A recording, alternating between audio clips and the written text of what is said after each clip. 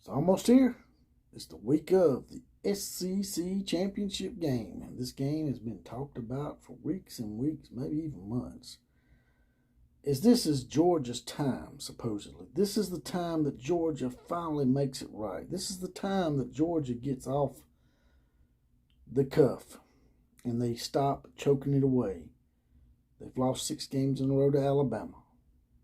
Can Georgia finally get Alabama out of their minds and get past the Nick Saban hump? Let's find out.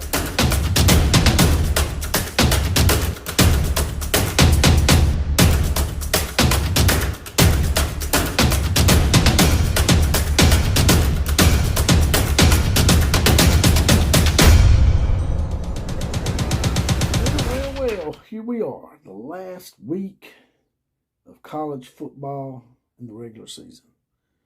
Really, this is sort of like between postseason.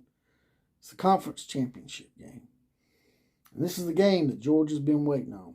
How fitting it is that Georgia's got having their best season since 1982. And they have to go through Alabama yet again. How fitting. How ironic. And this is the way it should be.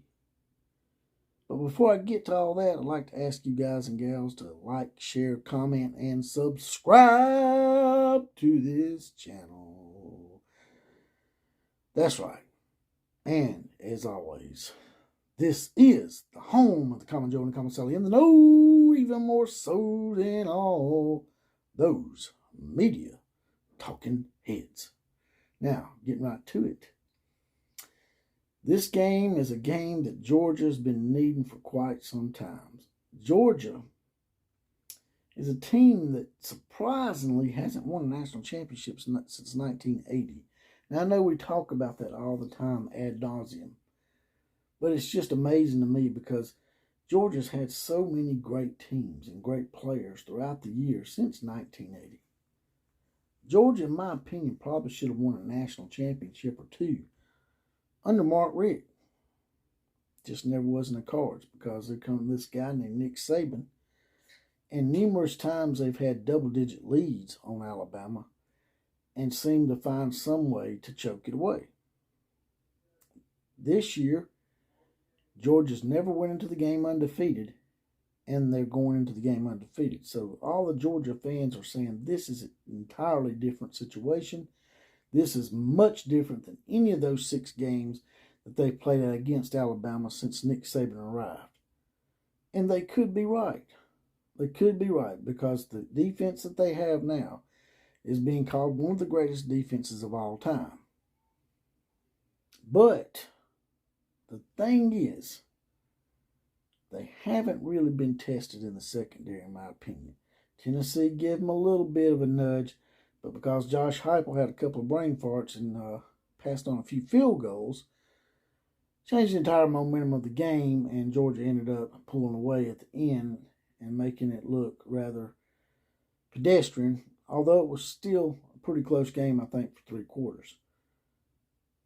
So, the key to this entire game for me, this may be Captain Obvious, or it may not be, because sometimes the most obvious things are right in front of people's faces.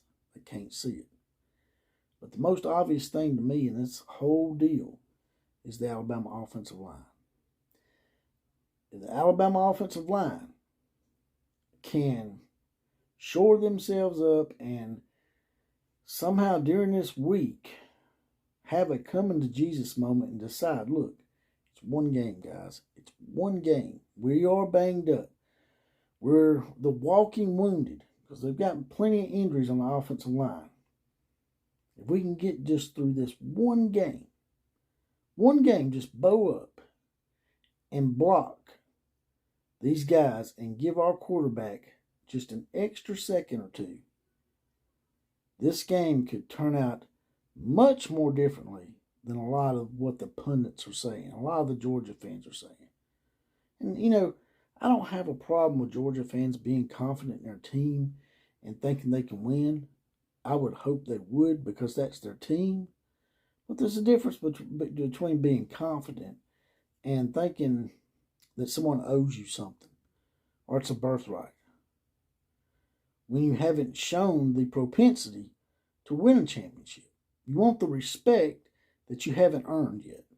Okay? That's bottom line. Now, it's not me trying to piss Georgia fans off. I'm just saying there's a lot of fans out there that think they should already be coronated as national champions, and this should just be window dressing the rest of the way. But it's not going to be that way. Every single time Georgia looks like they're ready to take that next step, every single time that they've been favored to beat Alabama, they found a way to choke it away. So why would you think we would think any differently at this point? If it only happened once or twice, it'd be different, but it's happened 6 times. Not only have you blown like 3, I can remember, 3 different championship type games, whether it be SEC or national title games, 3 different times in championship settings you've had double-digit leads and blown them. And the other 2 or 3 times you was favored and you got blown out. So this is your moment, Georgia. This is your moment. If you don't beat Alabama this year, people are going to just consider it a foregone conclusion that you're going to always be the bridesmaid. You're going to be the Buffalo Bills of the 1990s.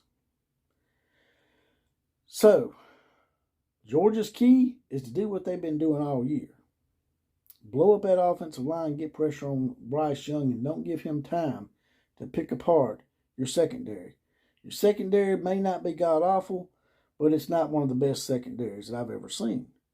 And if you give Bryce Young enough time, he's going to pick them apart. Now, in the Auburn game, the offensive line didn't show me jack shit.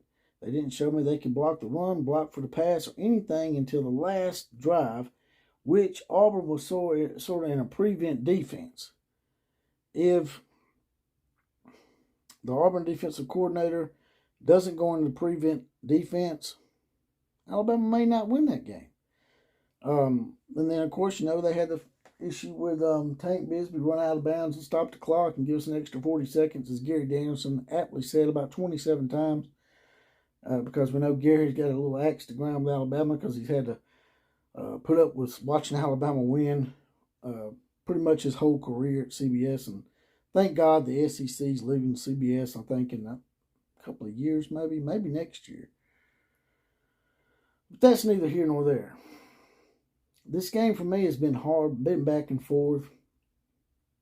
I'm thinking to myself, Stetson hasn't been put in a position where he has to actually win the game for Georgia. Defense has set him up in the Georgia offense throughout the season to where they don't have to worry about that. They've been very opportunistic. The Georgia defense has given them a lot of good turnovers to put them in good spots. I'd just be interested to see what would happen if 2 things happen.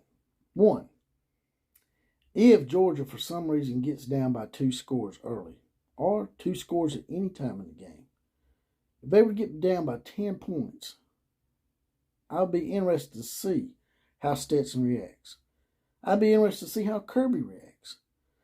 He may pull the plug and bring in JT Daniels, thinking that that's going to help, that he could pull a Nick Saban, like Nick Saban done him the last couple of years where he pulled out Jalen, put in Tua, then pulled out Tua and put in Jalen. The difference is both Tua and Jalen were mobile quarterbacks. JT Daniels is not a mobile quarterback. So for people out there clamoring for Stetson to get benched and put in JT Daniels to save the day, be careful what you wish for, because you might just get it.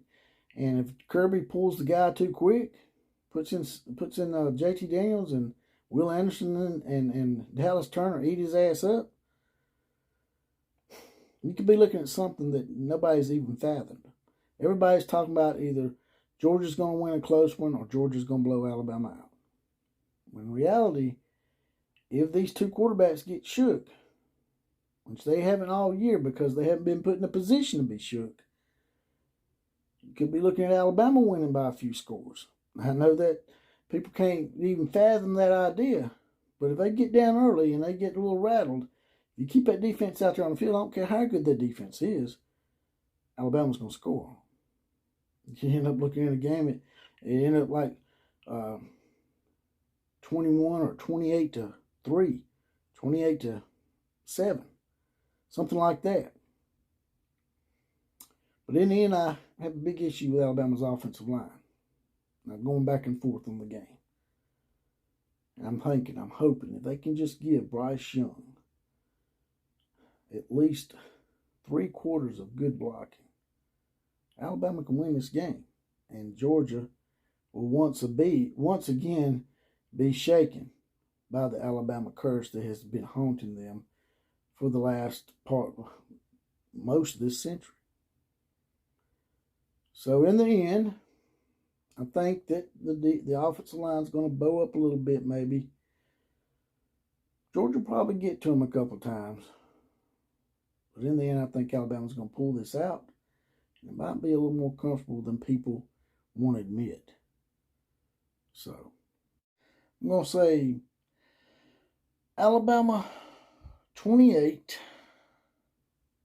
and Georgia 10. That's all I got to say about that. You guys and gals, tell me what you think. Leave it in the comment section. Like, share, comment, and subscribe to this channel. And as always, KMCA to all the other teams.